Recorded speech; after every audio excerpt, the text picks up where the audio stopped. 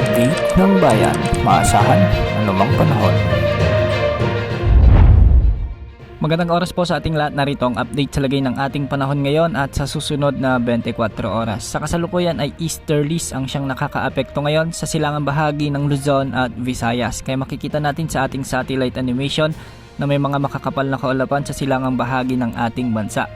Nakakaapekto ang easterlies sa bahagi ng Cagayan Valley, Aurora, Quezon Province, Camarines Norte at Camarines Sur.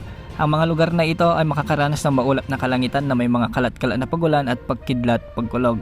Posible rin ang mga flash floods o landslides, lalo na kung may mga katamtaman at kung minsan ay malalakas na pagbuhos ng ulan. Dahil pa rin sa easterlies o ang mainit na hangin mula sa karagatang Pasipiko, makakaranas naman ng bahagyang maulap hanggang sa maulap na kalangitan na may mga kalat-kalat na pagulan at pagkidlat, pagkulog ang malaking bahagi ng Metro Manila, ang nalalabing bahagi ng Luzon at ang Eastern Visayas.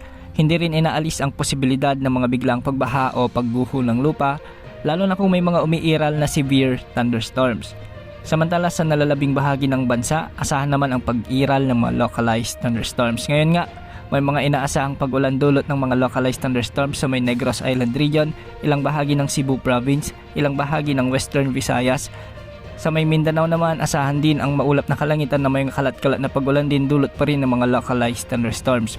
Posible ang mga pag-ulan ngayon sa bahagi ng Zamboanga Peninsula, ilang bahagi ng Northern Mindanao, ilang bahagi ng Sorsogon at ilang bahagi ng Davao Region.